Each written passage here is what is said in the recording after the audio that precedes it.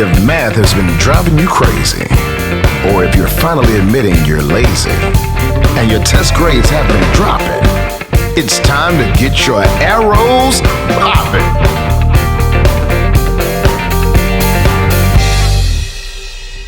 Ladies and gentlemen, this is Mr. Whitt with Fort Bend Tutoring, and today we have the first of a 5-part series about graphing rational functions. That's right. And the focus of today's rational functions will be the common rational functions that you would see most of the time. So these will just be entry-level rational functions that we'll be graphing together. And before we do that, I would ask for you to subscribe to the YouTube channel Fort Bend Tutoring, and also click on that notification bell icon so that you can be notified when we upload new and fresh content. All right, well, the first thing I wanted to do for you guys is to show you the 4 problems that we'll be going over in this Part 1 video. That's right. So here's your snapshot, and let's go ahead and dig in, shall we? First of all, we want to make sure we have a good foundation before we begin graphing rational functions. Rational functions will be found in the form of f of x, aka the variable y, that will equal to a function divided by another function, where that function q of x in this case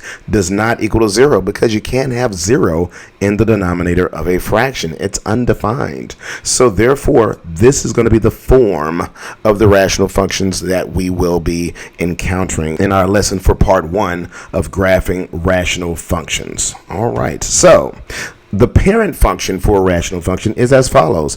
F of x equals to 1 divided by x. And as you've already been informed, we cannot have 0 in the denominator of this fraction. So therefore, the number 0 itself is undefined, and therefore it is not part of the domain. We cannot select 0 for a value of x, as it will generate an undefined result. So instead, I'll just choose values to the left of 0, choosing values to the right of 0, and as I plug those values into our parent function 1 over x, you'll end up with the following graph. These dashed lines that you see here are the function's asymptotes. That's right. You have a horizontal asymptote, and you also have a vertical asymptote here. These asymptotes are considered to be boundaries that the function cannot touch, especially when you're referring to the vertical asymptote, whereas sometimes, that's right, sometimes the horizontal asymptote can be violated from time to time. It depends, all right? So you definitely can count on the vertical asymptote never being touched.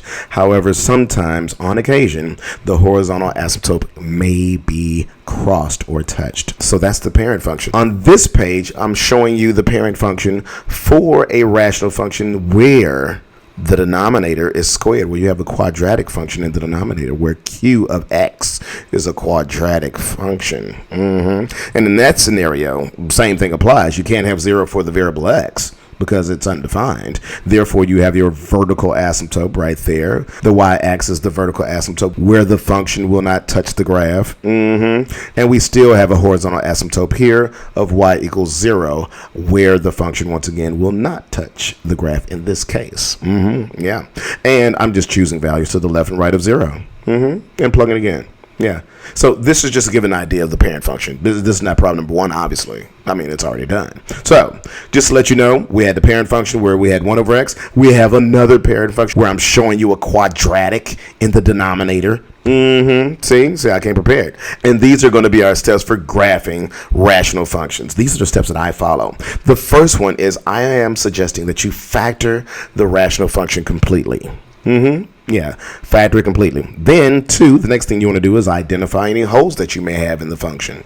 And then, number 3, you want to find the vertical asymptotes of the rational function. Number 4, find any horizontal asymptotes you may have. And then 5, find any oblique or slant asymptotes that you may have. That's right. Look at those 3 different types of asymptotes. And I have videos for each one of these things, by the way. All right, so I mean, just to let you know, there's videos for factoring, and there's videos for identifying the holes of a rational function, and for each one of these things. So I've already broken down all the individual pieces for you, and now we're just going to put everything together. For number 6, hey, find the domain. Find out what x can be. Number 7, we're going to be finding the intercepts and any points on the horizontal asymptote or the oblique asymptotes. And then 8, we'll be graphing those asymptotes and the intercepts. And then 9, finally, making an XY chart and graphing the function. Finally, I like to find the range.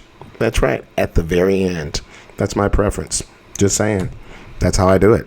And now we have number 1.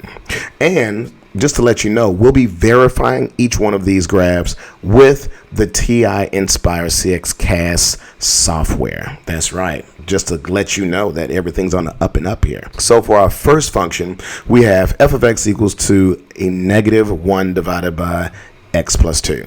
All right, and the first thing we're going to do is find the vertical asymptote. When we're looking for the vertical asymptote of a rational function, what you want to do is set the denominator equal to 0 and solve for it. So that's exactly what I'm going to do here. So I'm going to set the denominator equal to 0. So I'll have x plus 2 equals to 0, and then I'll solve for it. Just like this. And I'll end up with x equals to negative 2. This equation is the vertical asymptote. So if someone asks what's the vertical asymptote of the function f of x equals to negative 1 divided by x plus 2, you would tell them x equals negative 2. Therefore, we have just red boxed it. That's right. It's in the red box. That is the answer for the vertical asymptote. Now we're going to be looking at the horizontal asymptote. In order to find the horizontal asymptote, what you'll do is you'll look at the degree of the numerator of our rational function, which is 0, by the way, and the degree of the denominator of our rational function, which is 1. Anytime the degree of the numerator is less than that of the denominator, well, that means that the horizontal asymptote was going to be y equals 0. Yeah, y equals 0. Oh, you want a better 0? How about that one? There you go. That's a little better. So therefore, the horizontal asymptote is y equals 0. That's it. Oh, you want to find out more about horizontal asymptotes? Check out this video.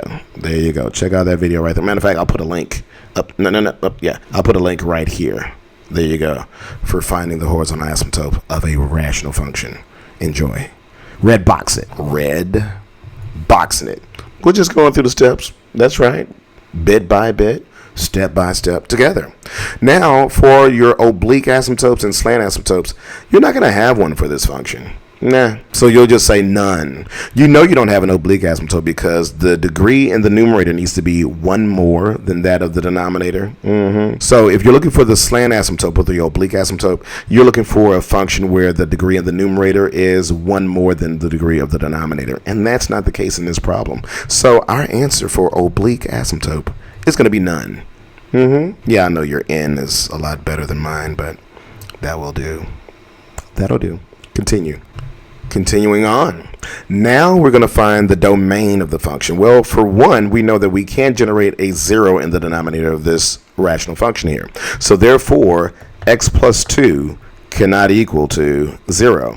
So when you solve for x here, you'll be subtracting 2 to both sides, and we'll find that x cannot equal to negative 2. So if we had to offer up the domain in interval notation, we could show that it would be negative infinity to negative 2 union negative 2 to positive infinity, and this would be your domain in interval notation, just like that. Yeah, it's in the red box now. Thanks. That's the domain. Oh, you want to find out more about the domain? Okay, well then, we'll check out the video about the domain of a function.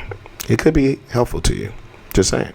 If I'm looking to find the x-intercept of this rational function, then what I would want to do is I would want to set the numerator equal to 0 and solve for it. However, notice that we don't have the variable x in the numerator of this rational function.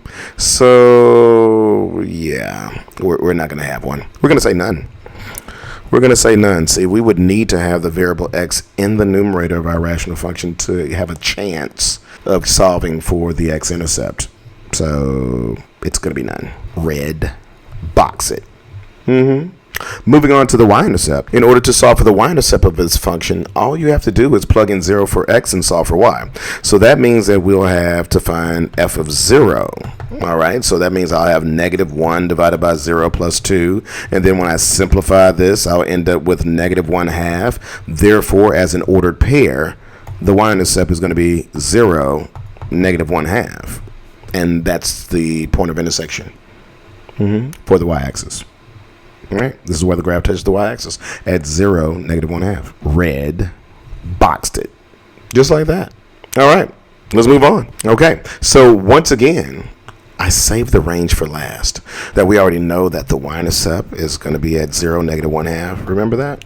Okay, we'll go ahead and just put that there, that we have a point at 0, -1/2. In addition to that, I'm going to be finding out additional points to graph my rational function. And what I do is I use the domain and the fact that the vertical asymptote is x equals to -2. So I know I can't choose an x value of -2. However, I can choose values around -2. So knowing that -2 is undefined, I'm going to be choosing values like -3, -4, -1, 0. That sounds good. In fact, we already know at 0 is going to be a result of -1/2, right? We already checked that out. Then let's go ahead and look at maybe 1 and -5. Okay, so I'll end up with a total of 6 points that I can use to graph this rational function here. And let's go ahead and see what happens when we plug in our values. When I plug in -5 into the function, in the denominator, -5 plus 2 will give me -3. So initially we'll end up with a fraction -1/3. However, we're going to get the opposite of that with that negative right there. So that's going to give us a result of +1/3 for our result here. Plugging in -4, you'll have -2 in the denominator. So that's -1/2, and then the opposite of that is +1/2. Plugging in -3, you'll have -1 in the denominator now, and 1 divided by -1 is -1, and the opposite of that is +1. Yeah. Okay. Continuing on, we'll plug in -1 here. -1 plus 2 is +1, and 1 divided by 1 gives you a result of +1. Therefore, the opposite of +1 is -1. And now let's plug in the number 1.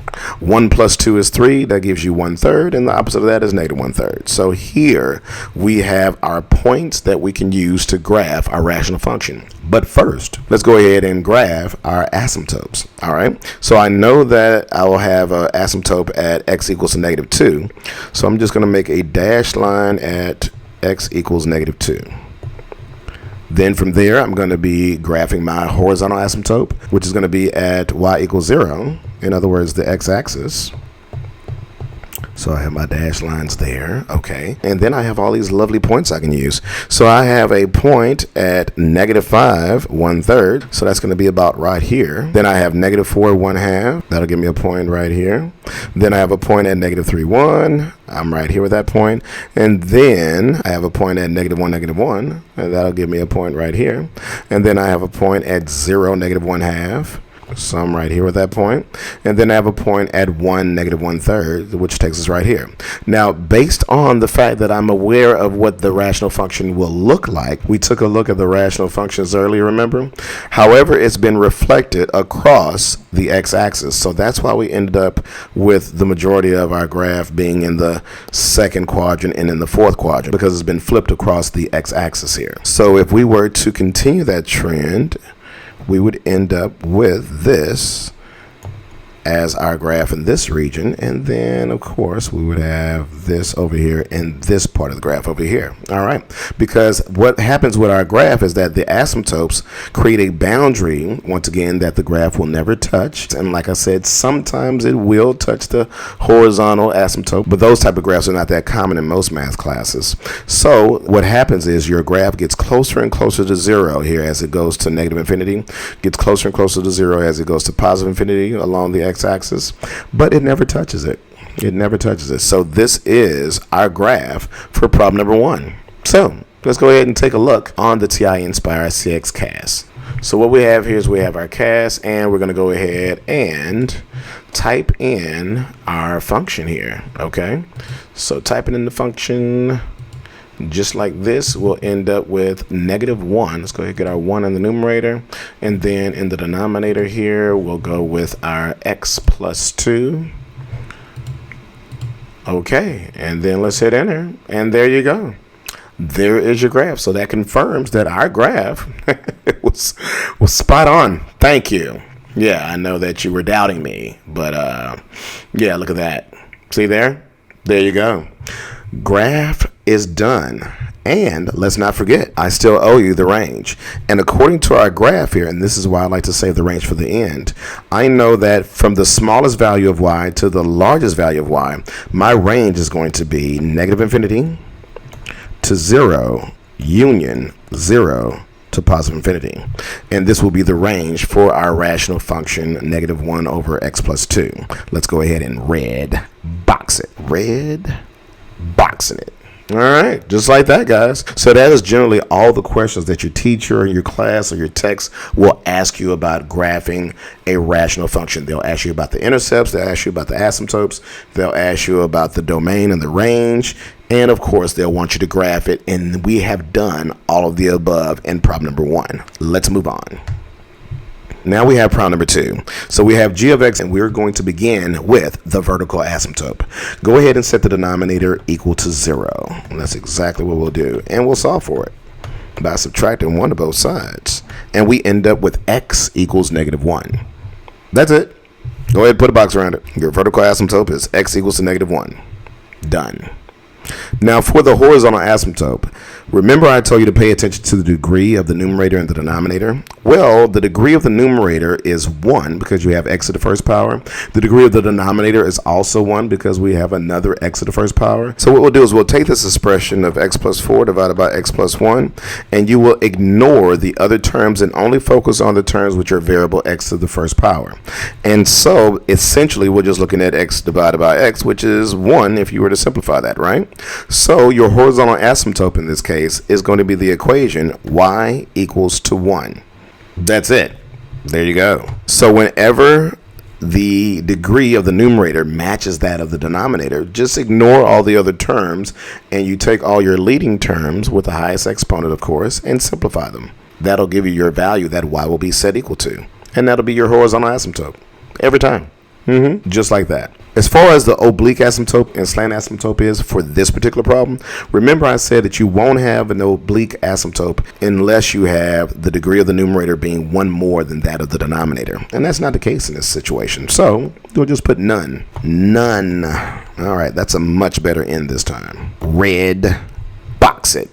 Just like that, guys. All right, let's continue.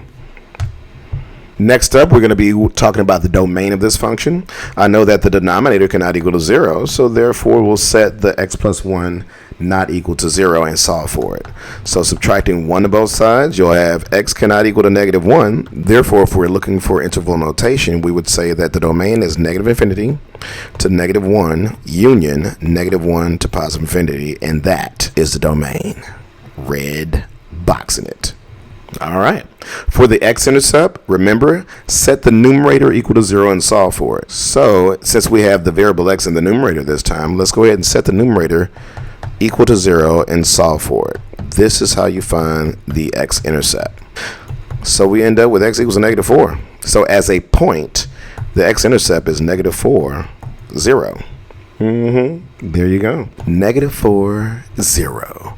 For the y-intercept, what you're going to do? Do you remember? Well, you should, because all you got to do is plug in 0 for x and solve for y. So in other words, you'll be solving for g of 0. So we'll have 0 plus 4 divided by 0 plus 1, and you'll end up with 4 divided by 1, which is 4. So as an ordered pair, your y-intercept is 0, 4. Go ahead and red box that. Red boxing it. Just like that. Yeah, just like that. Next up. All right, so remembering that we had intercepts of -4, 0, as well as 0, 4, let's go ahead and find out some more points that we can use to graph this rational function. We know that at x equals to -1, that the function is undefined. We know that. So let's choose values that are going to be on either side of this value of -1. So for instance, we'll use -2, -3, -4 if you like, and we can also choose 0, 1, 2, 3, and 4 as well, okay? And we also know that at 0, this result will be 4, and at -4, this result for y will be 0, okay? That takes care of the x and y intercepts there, right? Then if I were to plug in, let's say -3, plugging in -3 in the numerator, you'll end up with 1, and then plugging in -3 in the denominator, you'll end up with -2, so this gives you a result of -1/2. Then plugging in -2 in the numerator, you'll have a +2, and then plugging in -2 in the denominator, you'll have -1, so this gives you a result of -2. Okay, then let's move on to the number 1 here. Plugging in 1, you'll have 5 in the numerator, and then in the denominator, you'll have 2, so that's 5/2. Plugging in 2 in the numerator, you'll end up with 6 over 3, which is just 2 when you simplify that, right? Then plugging in 3 in the numerator, you'll have 7. Okay, I'm sure that'll be ugly, right? And then 3 in the denominator will be 7/4, okay? And if you don't like the improper fractions, guys, just change them into mixed numbers or decimals. The 5/2 will be 2 1/2, all right? The 7/4 will be 1 3/4, okay? Better, right? And now when we plug in 4, you'll have 8/5, right? Okay, so mixed number coming up, you'll have 1 3/5. So these are going to be our points that we can use to graph the function. Notice the less I know about a rational function, the more points you can generate. Always keep in mind the parent function so you'll have a general idea as to what those graphs will look like, okay? So that being the case, let's go ahead and start with our asymptotes. The vertical asymptote is going to be at x equals -1. At x equals -1, we have a dashed line right here. When it comes to the horizontal asymptote, remember that it was at y equals to +1. A dashed line going through the horizontal line, y equals to 1, representing the horizontal asymptote. All right. From here, let's go ahead and plot our points. We have a point at -4, 0. I have a point at -3, -1/2. I have a point at -2, -2. I also have a point at 1 and 2.5, so that'll be about right there. And then I have a point at 2, 2, so we'll have it right here. We have a point at 3 and 1 3/4, so 3 and 1 3/4 will be right here. And then if you wanted to, you'll have the point at 4 and 1 3/5. So that'll be about right here. Okay. Well, once again, we already know that we're going to be confined to these regions on our Cartesian plane here, right? So graphing this, it's going to be a cinch, right? It's going to be like that. And then we have this going here, just like that. And that's going to be our graph, guys. That is the graph for this problem. Done and done. So let's see what happens on our TI Inspire CX CAS. All right, so here we have it, and we're going to go ahead and type in our function. We have a rational function, so we're going to use that key, right? And then we have x plus 4. This is going to be divided by x plus 1, just like that. And we're just using this to verify, guys. All right. So here is the graph. Notice that we have that horizontal asymptote there at y equals to 1. And we also have that x equals to -1 as the vertical asymptote. All right. Looks like we have another successful graph on our hands. How about that? Looks like a match to me. With problem number 3, we have h of x equals 2x plus 6 divided by x minus 4. Now, in general, I like to go ahead and have my rational functions completely factored if possible. So the factored form of this graph is going to be h of x equals to 2 times x plus 3 divided by x minus 4. Having the factored form at your disposal helps you in identifying if you have any holes in your graph or if you have an opportunity to simplify the graph in any way. So there we have it, the factored form of problem number 3. From here, we'll go ahead and find our vertical asymptote. So remember, it's just setting the denominator in this case equal to 0. And here I'll be adding 4 to both sides, and I'll find that the vertical asymptote is x equals to 4.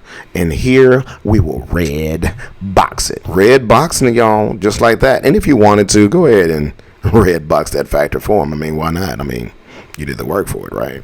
Might as well show off. For the horizontal asymptote, remember that we're going to take the expression, especially if you have the same exact degree in the numerator and the denominator as we do right here. Because this x is to the first power in the numerator, the degree of the numerator is 1. Because this x is to the first power in the denominator, the degree of the denominator is 1. So we will be ignoring the other terms and simplifying 2x over x, which is just 2. Therefore, the horizontal asymptote is y equals to 2.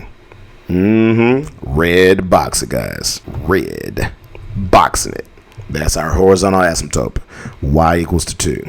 All right. So here I'm showing my factor form here. For this problem, finding our domain is just a matter of setting the denominator not equal to 0.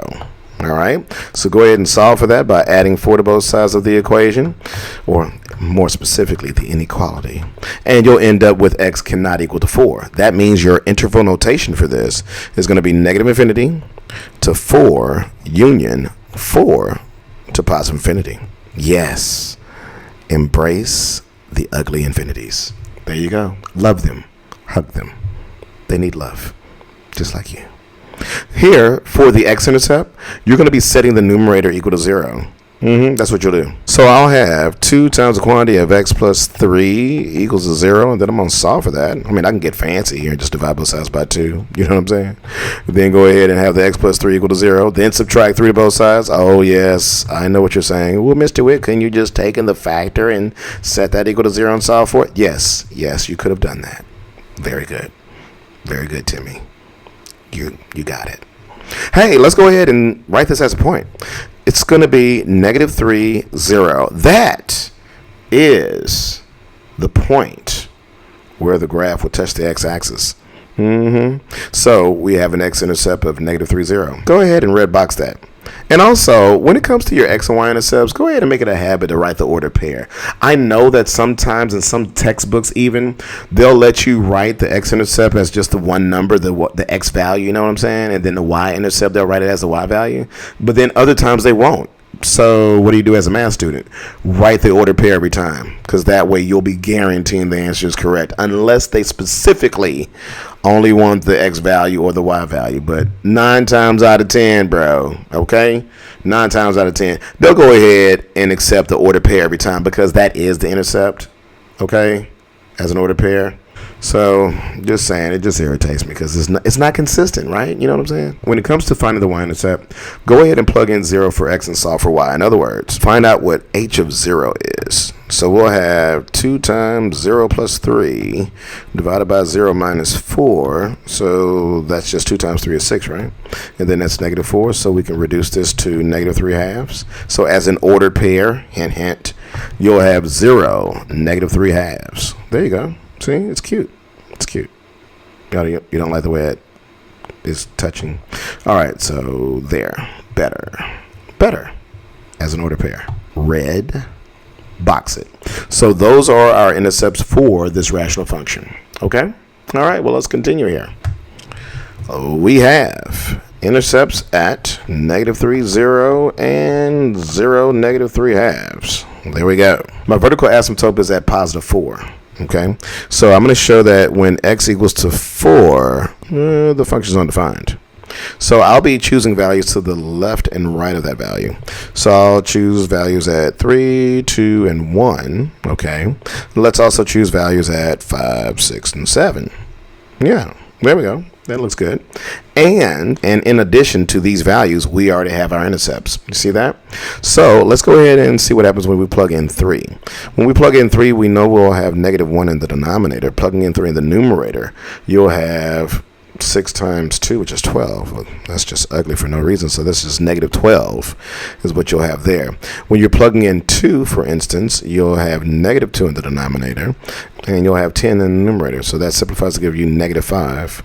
Plugging in 1, you'll have -3 in the denominator, and you'll have 4 times 2 is 8. So as a mixed number, that would be -2 and 2/3. Yeah, there you go, right? And let's look at the number 5. You'll have 1 in the denominator there, and 5 plus 3 is 8. 8 times 2 is 16, so that's 16. That's ugly and big. Thank you.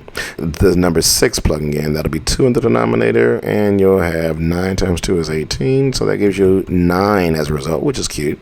Then you'll have 7 minus 4 in the denominator, which is 3. I'm doing the denominators first because it's easy. And then you'll have the 10 times 2 is 20, so we'll be looking at 6 and 2/3. There we go. As a mixed number. So let's go ahead and plot this, starting with the asymptotes. I know that I have a vertical asymptote at x equals to 4. So dash lines here. There you go. There you go. Had a little space there. Gonna go ahead and fill it in. And we also have a horizontal asymptote at y equals 2. There you go.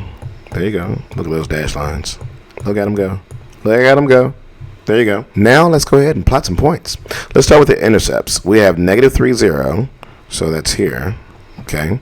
We also have 0, -3 halves. So 0 is -3 halves. So it's -1 1/2. So it's going to be about right here. Thank you. And we also have a point at 1 and -2 and 2/3. So that's going to be 1 and -2 and 2/3, almost to -3, right? Then we'll have a point at 2, -5. 2, -5 is here. Thank you. And we have a point at 3, -12, which is off my graph. I'm not doing it. Not doing it. It's off the graph. Thank you. I'm moving on. We'll have 5, 16. Way too high. You're way too high, bro. But I will accommodate the 6, 9. Thank you. So 6 and 9 is here. There you go. 6 and 9's right there. Thank you. And then, of course, we have 7 and 6 2/3. 7 and 6 2/3 is here. There you go, bro. There you go. There you go. We already know what you're going to do. We already know what you're going to do. So that being the case, especially since we know we have, that 5, 16 way up here somewhere. Way up here. Okay, we know what's going to happen there. We're going to end up with the following graph. All right, so graphing this, we'll have this going on. And we'll also have this going on. Okay, there you go. There you go. Yeah, due to our window being as small as it is. All right, that's pretty much what you got going on there. All right, but that's a graph. And now for the range is going to be from -infinity. All right, to 2. And then union that to 2 to positive infinity. There you go. And that's it. There is your range. For me, it's just always easiest to deal with the range after I've graphed it because, because I don't like to think a lot. There you go. Just what it is. And that's our graph. Let's go ahead and check with the TI Inspire. See what it's saying over there. Let's go ahead and type in our function here. I know we're going to have the original function, which is 2x plus 6, right? Let's go ahead and get that right there working for us. We have 2x plus 6 in the denominator. We'll have x minus 4. X minus 4. And enter. Boom. There you go. See there? See there? It's a match made in heaven. Let's move on. It has been verified. Let us move on to the next problem, guys. We have problem number 4. And in problem number 4, we have a perfect square trinomial in the denominator. If you want to know how to factor a perfect square trinomial, check out this link right here. There you go. Hooking you up, guys. See, with the perfect square trinomial right there, we can rewrite this as f of x equals 1 divided by the quantity x minus 3 squared. So this is the factored form of our rational function. Because we're looking for the vertical asymptote, all we got to do is set this factor equal to 0. So you'll have x minus 3 equal to 0. And yes, it could have started out squared, but you'll take the square root of both sides, and it just leaves you with x minus 3 equal to 0 anyway. And you ought to know I'm lazy by now. So that gives us the vertical asymptote as x equals to 3. And that's it. Red box it. See? By factoring at the beginning, it even helped us when it came time to find our vertical asymptote. Looking for the horizontal asymptote in this problem? Well, the degree of the numerator is 0. Yeah, you don't have any variables there. It's x to the 0 power. And then in the denominator, it's x squared. So anytime the numerator's degree is less than that of the denominator, 0 is less than 2, then that means that your horizontal asymptote is y equals 0. Every time. If the degree of the numerator is less than the degree of the denominator, the horizontal asymptote is y equals 0. Put a box around it. Red. Boxing it. All right, let's move on. Looking for the domain of the function, are you? Well, the denominator cannot equal to 0. Therefore, x minus 3 cannot equal to 0. So if we add 3 to both sides of the equation like that, you'll find out that x cannot equal to 3. So the domain will be written in interval notation as -infinity to 3, union 3 to positive infinity. Okay? Embrace the ugly infinities. Thank you. Just go ahead and embrace them. They're ugly. I know. There's domain. Okay. The x-intercept. The x-intercept. Well, we don't have one. We don't have the variable in the numerator. Sorry. You're going to have to write none. Yeah, you don't have any in this one. I'm so sorry. Go ahead and red box that. When it comes to the y-intercept, plug in 0 for x and solve for y. So you're finding f of 0, and that will be 1 divided by 0 minus 3 squared, which gives you 1/9 as a result, because 0 minus 3 is -3, and -3 squared is -3 times -3, which is positive 9. Thank you. Ordered pair would be 0 1/9. Red boxing it. That's what we got. That's the y-intercept. Not bad, right?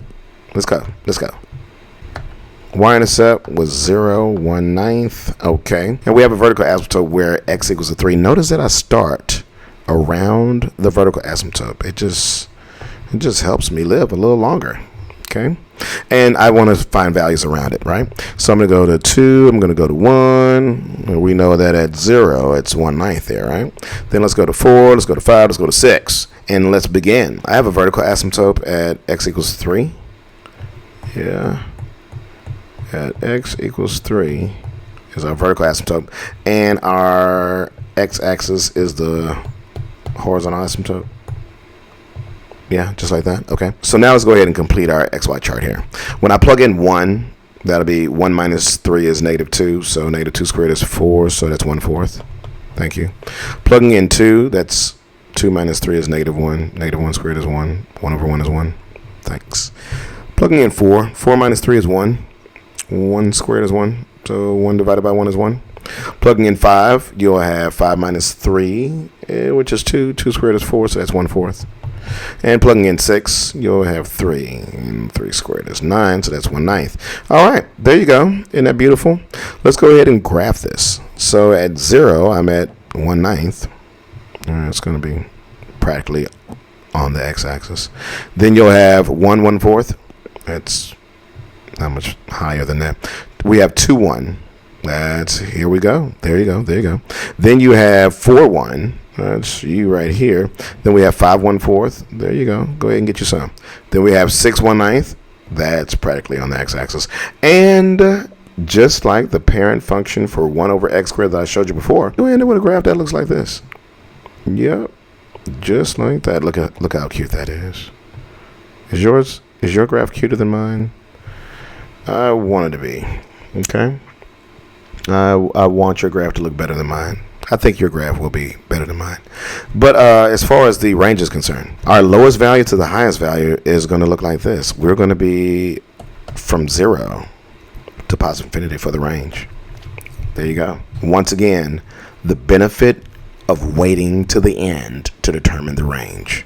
Yeah, less stress involved. Much less stress involved. Let's see what the TI Inspire has for us for verifying. Okay, so using the TI Inspire CX Cast software, let's go ahead and begin by typing in our rational function here. In this particular one, we'll have 1 in the numerator, and then in the denominator, we had x squared. I mean, if you want to go with the original, that's fine. Let's do that. We'll have x squared minus 6x plus 9, and enter. Bam. Check us out, guys. Check us out with the graph. Perfect. Yeah. Twinning over here. That's what we're doing. Yeah, we had a match. Okay. Well, there you go, guys. So once again, these are just some of the common rational functions that you may encounter as you're graphing your rational functions. Remember, this is just part 1 of a 5-part series. So I have 4 more videos to show you guys so that you can master this concept of graphing rational functions, okay? So as always, please rate, comment, and subscribe. And of course, please subscribe to the YouTube channel, Fort Bend Tutoring, with me, Mr. Whitt, as your guide, okay?